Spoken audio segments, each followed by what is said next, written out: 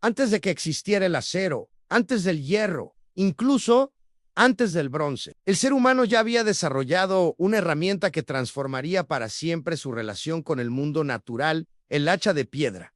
No era solo un instrumento, era un símbolo de supervivencia, un artefacto de poder y, en muchos casos, un objeto ritual cargado de significados. Las hachas de piedra fueron, por miles de años, una de las invenciones más importantes de la humanidad. Pero, ¿cómo se hacían? ¿Qué técnicas empleaban aquellos pueblos ancestrales para crear una herramienta tan resistente, funcional y muchas veces hermosa? Para entender cómo se fabricaban las hachas de piedra, primero debemos transportarnos a un tiempo muy lejano, miles de años atrás, cuando los seres humanos vivían de la caza, la pesca, la recolección y más adelante del cultivo de la tierra. En ese contexto, las herramientas no eran un lujo, sino una necesidad vital. Y en un mundo sin metales, la piedra era el material más confiable. El primer paso en la creación de un hacha de piedra era la elección del material adecuado.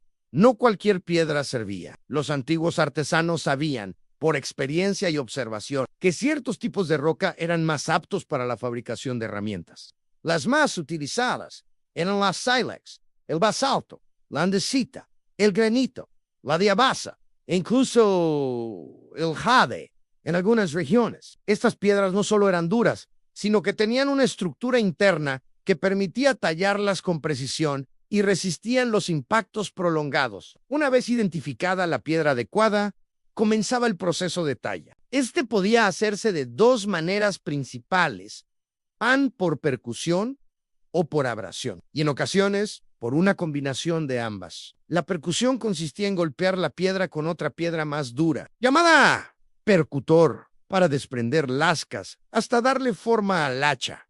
Este trabajo no se hacía a la ligera, requería paciencia, técnica y una visión clara del resultado deseado. El tallador debía conocer el punto de fractura de la piedra, su textura, su resistencia. Cada golpe tenía que ser preciso. Un error podía partir la pieza en dos y obligar a empezar desde cero. En algunos casos, especialmente cuando se buscaban hachas más refinadas o ceremoniales, se utilizaba la técnica de abrasión. Esta consistía en frotar la piedra contra otra superficie abrasiva, como arena o una roca más rugosa, durante horas o incluso días. Este método permitía alisar los bordes a la joya y darle un acabado más pulido y simétrico. En culturas como las mesoamericanas o en civilizaciones de Asia y Europa, se han encontrado hachas pulidas que son verdaderas obras de arte, con superficies lisas y proporciones perfectas, talladas a mano con una dedicación impresionante. Una vez que el núcleo de piedra había adquirido la forma deseada, venía otro paso crucial: el acanalado o creación de ranuras. Esto no se aplicaba en todas las hachas, pero muchas de las más avanzadas presentaban una o dos ranuras talladas en el cuerpo del hacha. Estas ranuras permitían sujetar mejor la piedra al mango, generalmente de madera. Para crear estas hendiduras, los artesanos raspaban la superficie con herramientas más duras o con arena mojada, en un proceso que podía tardar días. Y es que el hacha por sí sola no servía de mucho sin su empuñadura. El mango, elaborado generalmente de ramas resistentes y flexibles como el fresno, el nogal o el roble, se adaptaba a la forma del hacha. Había varias técnicas para sujetar la piedra al mango en una. De las más comunes era insertar la piedra en una horquilla natural del palo, reforzando la unión con fibras vegetales, cuero crudo, tendones de animales o incluso resinas pegajosas como la brea o la savia endurecida. En otras versiones, la piedra se colocaba perpendicular al eje del mango, sujetándola con cuerdas enrolladas firmemente y selladas con pegamentos naturales. Una vez montada, el hacha estaba lista para cumplir su propósito.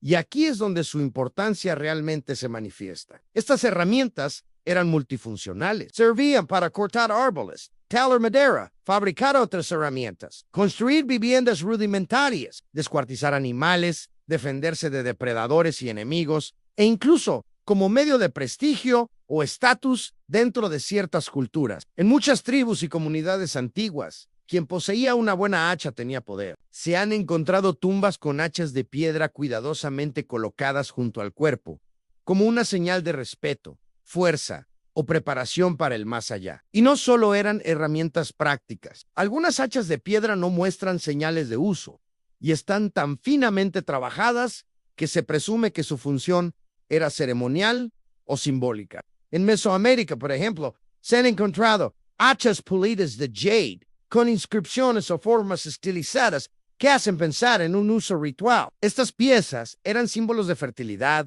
lluvia, autoridad o conexión con los dioses. En culturas como la celta, el hacha era también un símbolo sagrado relacionado con el trueno o la guerra.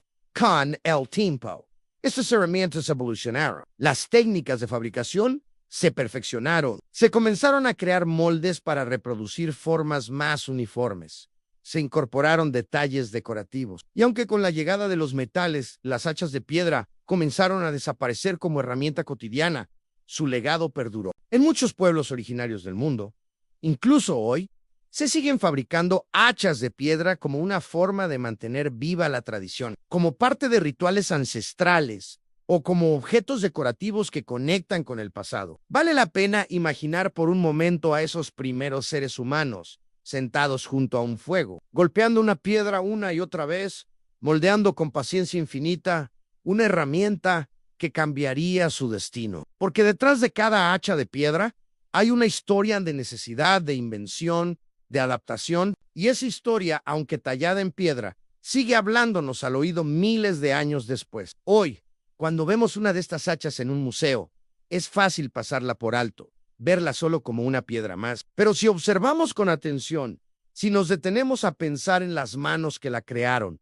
en la técnica, en el tiempo, en el propósito, esa piedra cobra vida. Es el testimonio tangible de una mente humana que resolvía problemas, que imaginaba, que creaba. Una mente que, sin electricidad, sin herramientas modernas, sin internet, fue capaz de diseñar una de las herramientas más ingeniosas de la historia. Las hachas de piedra no fueron solo un avance tecnológico, fueron un símbolo de nuestra capacidad para transformar el entorno, para protegernos, para construir, para dominar. Son, en esencia, una muestra silenciosa de lo que nos hace humanos, a la creatividad, la inteligencia, la persistencia. Y así, del golpe de una roca contra otra, nació una revolución de piedra, que aún hoy sigue hablándonos desde el pasado. Las hachas de piedra marcaron un antes y un después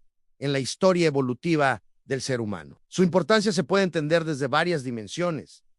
Permitieron cazar con mayor eficacia, procesar alimentos, construir refugios y fabricar otras herramientas. Esto no solo mejoró las condiciones de vida, sino que también dio una ventaja evolutiva clave. Por primera vez, los humanos pudieron modificar activamente su entorno en talar árboles, despejar terrenos para asentamientos o agricultura incipiente, y trabajar materiales como la madera y el hueso. La fabricación de hachas implicaba planificación, precisión y conocimiento de materiales. Esto estimuló el desarrollo de habilidades cognitivas complejas, como la memoria operativa, la coordinación mano-ojo y la transmisión de conocimientos. Algunas hachas no solo eran utilitarias, sino también símbolos de estatus o elementos rituales. Esto sugiere un papel en la vida espiritual y social de las comunidades prehistóricas. En resumen, el hacha de piedra fue una extensión del cuerpo humano y una manifestación temprana de su mente creativa. Fue la primera gran herramienta con la que el ser humano dejó de adaptarse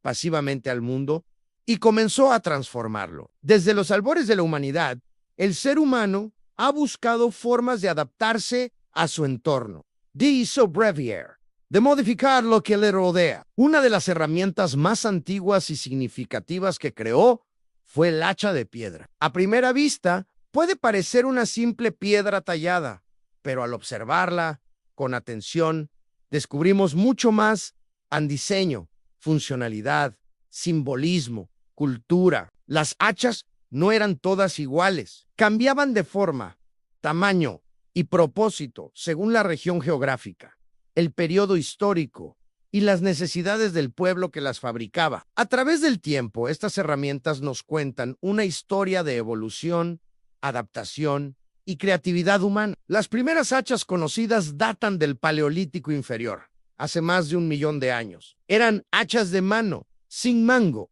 también conocidas como bifaces. Su forma era tosca, casi ovalada, tallada por ambos lados para crear un filo rudimentario. Eran polivalentes.